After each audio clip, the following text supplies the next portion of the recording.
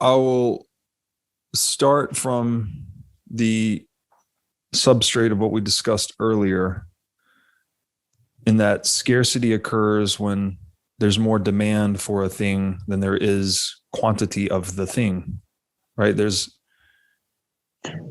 inherently a dispute to resolve, frankly, right? If there are there are 10 Leonardo da Vinci paintings in the world, but there are 10,000 people that want one. Well, then those 10,000 people are going to bid with one another, right? They're going to offer up goods and services or money to try and acquire one of these paintings. So that bidding process is the market process, right? You have buyers and sellers for anything where demand exceeds supply, which is to say, all scarce economic goods. So what something is worth at any given point, again, it's a matter of exchange ratio, most fundamentally. As we said earlier, I could say this $440,000 house costs 11 $40,000 cars, but it's silly to talk like that. So we talk in money instead. But most fundamentally, everything trades at some ratio of everything else, and it's being updated all the time. It's like whatever the last trade was. So, something that exchanges very rapidly, like say a stock certificate, there's a lot of liquidity around that. It's being traded often, so it has very accurate price discovery, right? The market. So you have, maybe another way to think about this is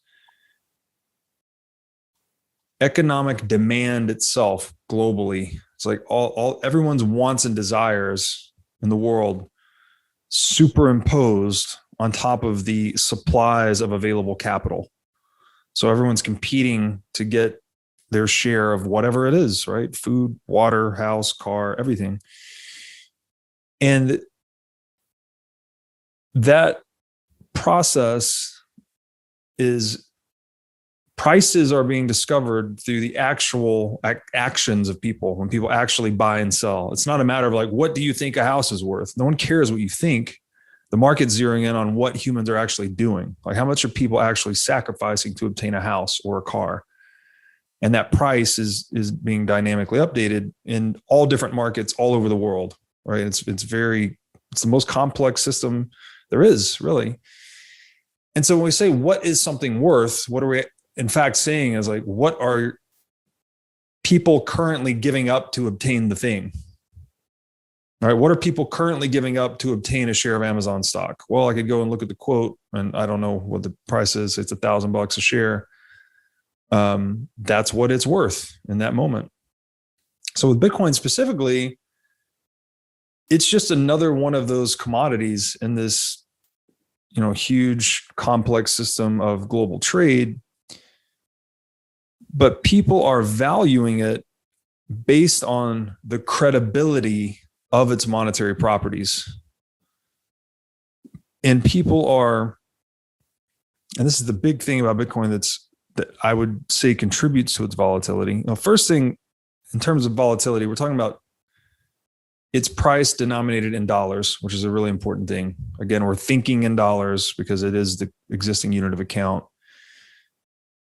The secondary thing is that the market, through the free actions of buying and selling of everyone, is trying to figure out, what is Bitcoin? Is it magic internet money that's going to zero? No one's ever going to want to use it.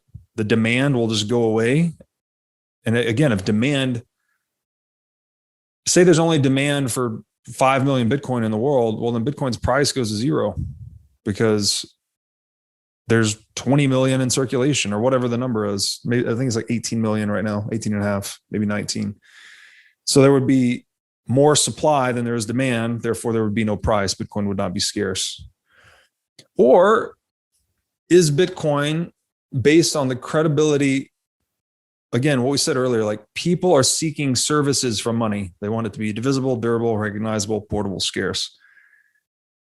Do we anticipate that people will gravitate to Bitcoin as money, seeing that It is the most divisible, durable, recognizable, portable, scarce monetary technology.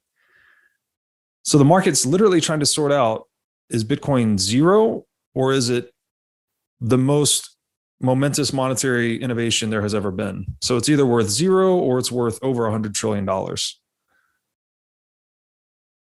And this reality of demand on Bitcoin, it's based somewhat, you could say it's based on a cognitive understanding. Like people that have studied monetary history, I'm basically anticipating others coming to this realization at some point. But I don't have to anticipate them coming to this cognitively necessarily. This can also, and there's a very simple definition for Bitcoin. It is an insurance policy on central banking. The more dollars they print, the more valuable Bitcoin becomes in terms of dollars, because you have more dollars chasing less Bitcoin. So again, if you're betting on individual self-interest, this Darwinian reality, right? Every individual economic actor on balance is going to act in their own individual self-interest. What does that mean in the sphere of fiat currency? Well, it means they're going to keep printing money, and they're going to print more and more money. And so I can bet on that side of self-interest. And then if I look at the other side of self-interest with Bitcoin as an insurance policy on that, my incentive is to accumulate more of the insurance policy as they print more dollars. So there's a game theoretic consideration. I hope I'm not getting too abstract here, that you're actually looking at what you think is going to happen. You're doing this with every action, by the way. When you buy a car, it's because you think you're probably going to need to drive to work or do other things over the next few years, right? You'll buy the car that suits your needs or desires or your wants. You'll buy the house in the place where you want to live and raise kids or do whatever. So everything we buy and sell, we're speculating on the future. It's kind of a dirty word. You say speculating, people are like, oh, it sounds like gambling. It's like, no, every human action is speculative. There can be more risky and less risky actions, but it's all speculative. So what is Bitcoin worth? It is whatever the market says it's worth at any given moment.